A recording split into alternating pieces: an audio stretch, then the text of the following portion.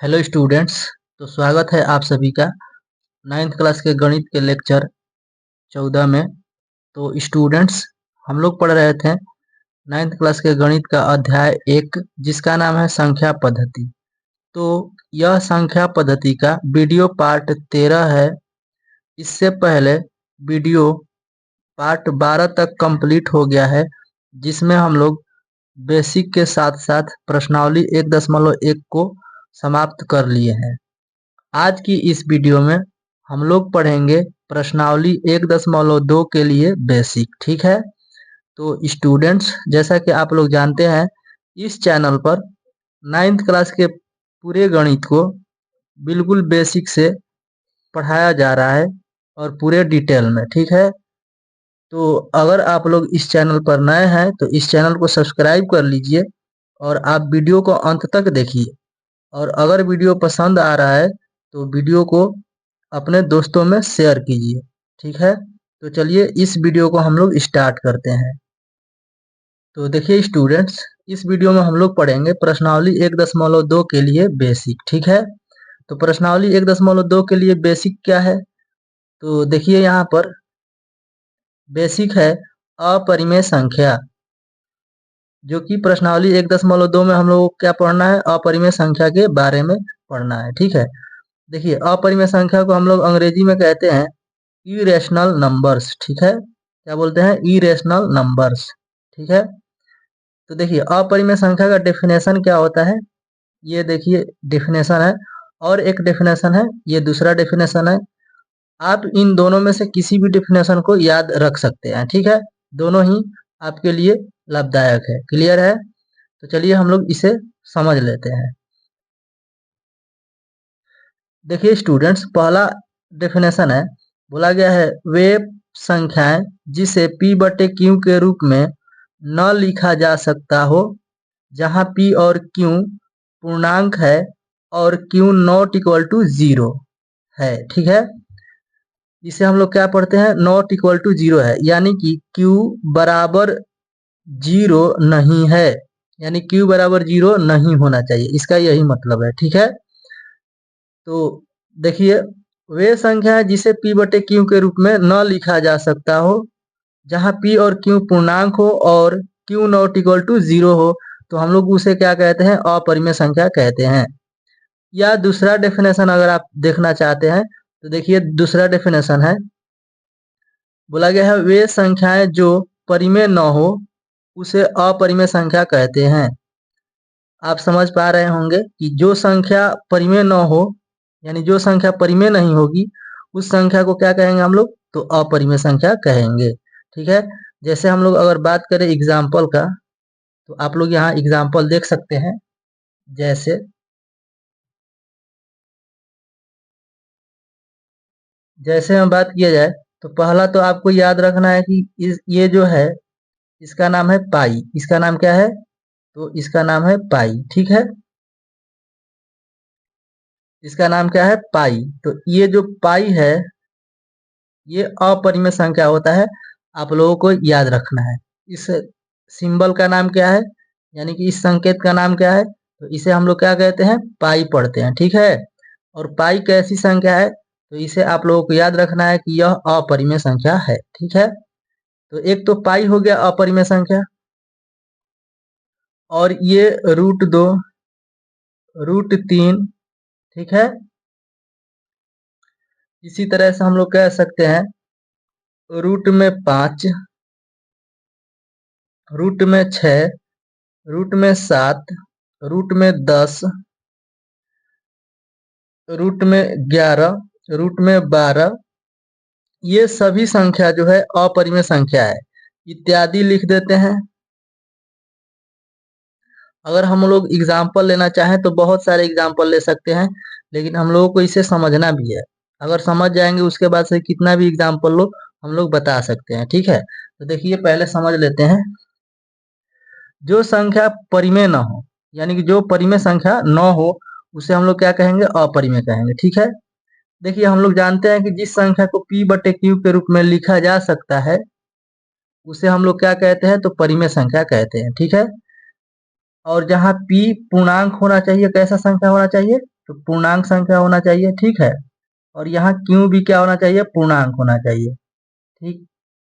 तब हम लोग p बटे q के रूप की संख्या को क्या कहते हैं, तो हम लोग कहते हैं परिमेय संख्या, ठीक है। यानी कि अगर p बटे q के स्थान पर, p के स्थान पर अगर कोई पूर्णांक संख्या है, q के स्थान पर भी अगर पूर्णांक संख्या है, तो उस संख्या को हम लोग कहेंगे परिमेय संख्या, ठीक है। तो यहाँ पर देखिएगा आप लोग, पूर्णांक संख्या क्या होता है आपको ध्यान देना है, ठीक है। तो ध्यान दीजिएगा, पूर्णांक संख्या होता है -4, -3, -2, -1, 0, 1, 2, 3, डॉट डॉट डॉट इत्यादि, ठीक है। मतलब पूर्णांक संख्या जो है 0 से लेकर सभी गिनती की धनात्मक संख्या और गिनती की सभी ऋणात्मक संख्याओं के जो संग्रह होता है उसे हम लोग पूर्णांक संख्या कहते हैं, ठीक है। यानी कि जो संख्या माइनस में होती है, 0 भी होती है और प्लस में भी होती है, उन सभी संख्याओं के संग्रह को क्या कहते हैं, हम लोग पूर्णांक कहते हैं, ठीक है। तो ध्यान दीजिए, जैसे कि 2/3 हम लोग देख पा रहे हैं कि 2/3 है ये, और ये है -3/5, ठीक है। तो आप ध्यान से समझिएगा, यहाँ पर ये तो हो गया p, ये तो हो गया p का मान, और ये हो गया q का मान, ठीक है। ये क्या हो गया, 5 q का मान हो गया, और ये हो गया -3 p का मान। तो हम देख पा रहे हैं कि यहाँ पर -3/5 है, और ये -3 जो है p का मान, हम देख रहे हैं कि ये पूर्णांक में से लिया गया है, ठीक है। और यहाँ पर जीरो नहीं है ना, ये 5 है, ये क्या है, 5 है। तो यहाँ पर देख रहे हैं कि ये बटे में जो 5 है, ये q का मान भी क्या है, ये भी पूर्णांक है, क्योंकि इधर हम लोग देखेंगे तो 3 के बाद आएगा 4, 4 के बाद क्या आएगा, 5 आएगा, ठीक है। तो 5 कैसा है, तो धनात्मक पूर्णांक है। तो ये -3/5 में p और q दोनों क्या है, पूर्णांक है। और पूर्णांक है तो हम लोग क्या कह सकते हैं कि ये जो है -3/5, ये परिमेय संख्या है, क्या है, तो परिमेय संख्या है। लेकिन अगर बात करेंगे हम लोग √2 बटे में 1, ठीक है। देखिए ये √2 है, √2 के नीचे कुछ नहीं है तो 1 है ना, 1 है, ठीक है।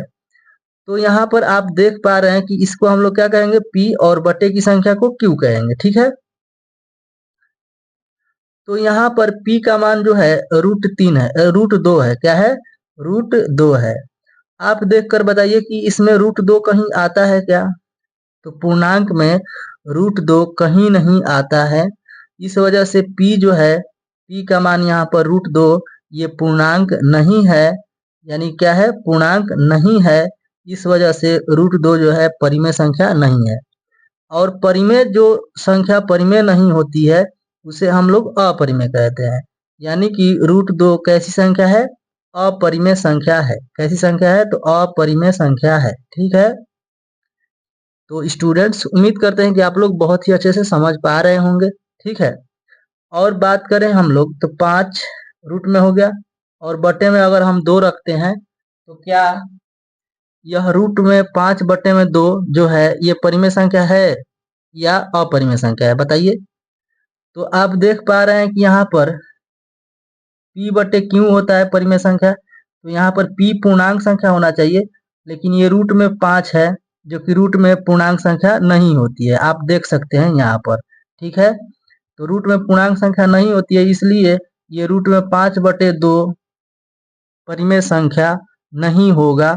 यानी कि यह कैसी संख्या है, तो अपरिमेय संख्या है। क्लियर है। तो आप ऐसा सोच सकते हैं कि इनमें सभी संख्याएं जो रूट में दी गई है यहाँ पर, ये सभी कैसी संख्या है, तो अपरिमेय संख्याएं है, ठीक है। लेकिन आप एक बात और ध्यान दीजिएगा, अगर रूट में हम 9 लिख देंगे, रूट में 16 लिख देंगे, रूट में 25 लिख देंगे, तो ये सभी परिमेय संख्या है। ऐसा क्यों, तो इसे आप ध्यान से समझिएगा। जो संख्या किसी संख्या का वर्ग होती है, ठीक है, और वो रूट में होगी तो उसे हम लोग परिमेय कहेंगे। तो देखिए ये 9 जो है ये 3 का वर्ग होता है, अर्थात 3 गुने 3 होता है। तो इसमें से एक 3 बाहर निकलता है, ठीक है। यानी कि √9 में से एक 3 बाहर निकल जाएगा और ये हो जाएगा 3/1। और हम लोग जानते हैं कि ये 3 जो है पूर्णांक संख्या होता है, ठीक है, और बटे में 1 भी पूर्णांक होता है, इसलिए √9 जो है परिमेय संख्या है। तो इस चीज को भी आपको ध्यान रखना है। और यहाँ पर रूट में 16 जो है आप देख रहे हैं कि ये 4 का वर्ग होता है। क्या होता है? 4 का स्क्वायर, यानी कि 4 का वर्ग कितना होता है? 16। यानी कि 4 गुणे 4 इसको कर सकते हैं। तो इसमें से एक 4 बाहर निकलेगा, तो इसलिए ये √16 भी क्या है? तो परिमेय संख्या है। इसी तरह से रूट में 25 जो है 5 गुणे 5 होता है, इसमें से एक 5 बाहर निकलेगा, तो √25 जो है यह परिमेय संख्या है, ना कि अपरिमेय संख्या। ठीक है, √25 कैसी संख्या है? तो यह जो है परिमेय संख्या है।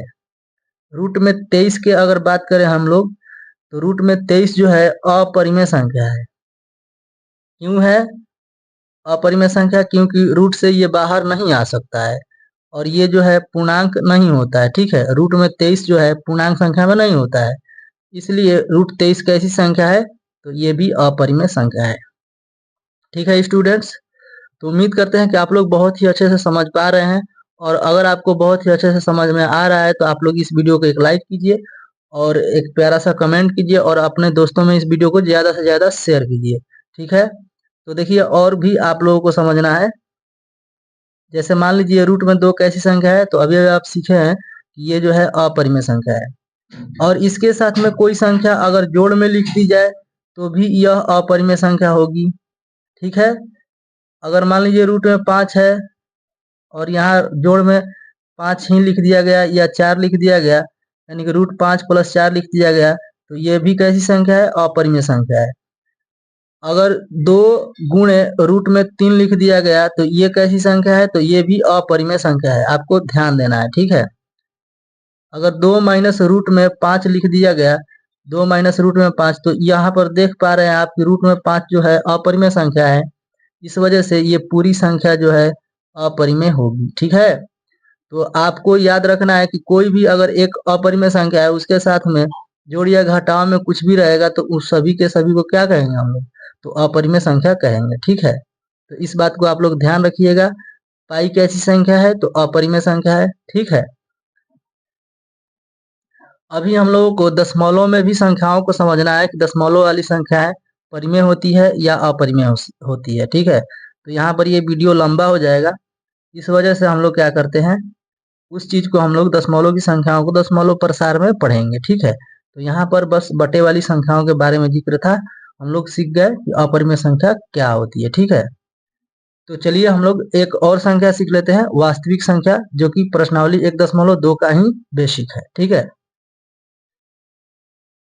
तो देखिए स्टूडेंट्स, वास्तविक संख्याएं जिसे हम लोग इंग्लिश में रियल नंबर्स बोलते हैं, देखिए इसका डेफिनेशन है, परिमेय तथा अपरिमेय संख्याओं के संग्रह को वास्तविक संख्या कहते हैं। इसे आर से दर्शाते हैं, यानी कि वास्तविक संख्या को हम लोग आर से सूचित करते हैं। ठीक है, दर्शाने का मतलब क्या है? आर से सूचित किया जाता है। ठीक है, तो आप देख पा रहे हैं कि इसमें जो है परिमेय तथा अपरिमेय संख्याओं के संग्रह को वास्तविक संख्या कहते हैं। यानी कि जितनी भी परिमेय संख्या होगी और जितनी भी अपरिमेय संख्या होगी, उन दोनों का कॉम्बिनेशन जो होगा, मतलब इन दोनों का जो समूह होगा, उसको हम लोग क्या कहेंगे? वास्तविक संख्या कहेंगे। ठीक है, यानी कि हम अगर समझना चाहें तो हम लोग समझ पा रहे हैं कि देखिए वास्तविक संख्या जो है, वास्तविक संख्या, ठीक है, तो मान लीजिए कि यह एक बॉक्स है, यह क्या है? एक बॉक्स है जिसमें परिमेय संख्या है। ठीक है, परिमेय संख्या है, और यह दूसरा बॉक्स है, और ये कैसा बॉक्स है? ये दूसरा बॉक्स है जिसमें कैसी संख्या है? तो अपरिमेय संख्या है। ठीक है, इसमें अपरिमेय संख्या है।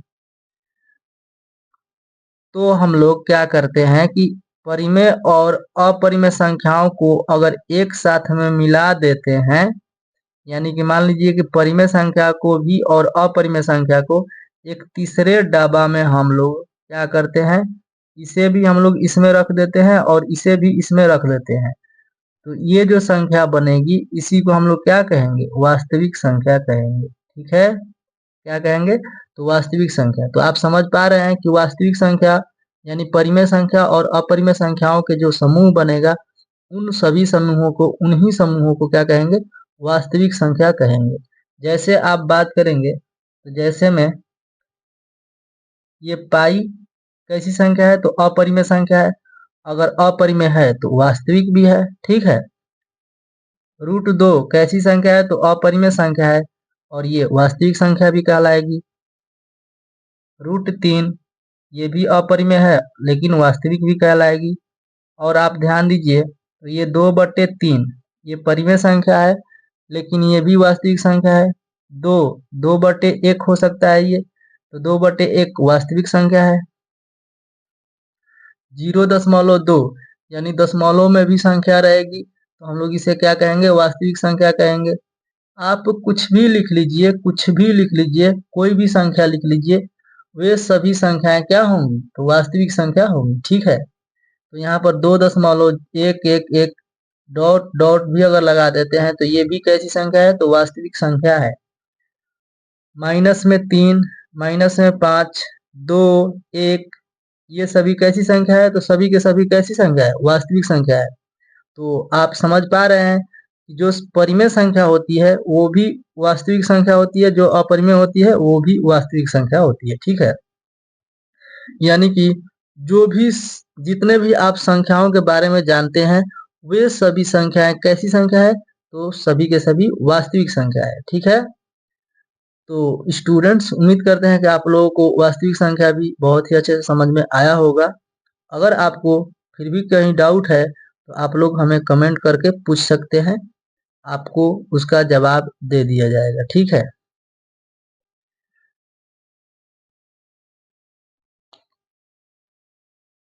तो स्टूडेंट्स इस वीडियो में इतना ही, और आप लोग अपना नोट्स तैयार कर लीजिए। अगर कर रहे हैं तो आप लोग इसका स्क्रीनशॉट लेना चाहते हैं तो स्क्रीनशॉट ले लीजिए, और आप लोगों से उम्मीद करेंगे कि आप लोग इस वीडियो को ज़्यादा से ज़्यादा अपने दोस्तों में शेयर करेंगे। ठीक है, तो अगर वीडियो पसंद आया है तो वीडियो को एक लाइक कर दीजिएगा, जिससे हमें मोटिवेशन मिले। ठीक है, तो चलिए इस वीडियो में इतना ही, आप लोग इसका स्क्रीनशॉट ले लीजिए।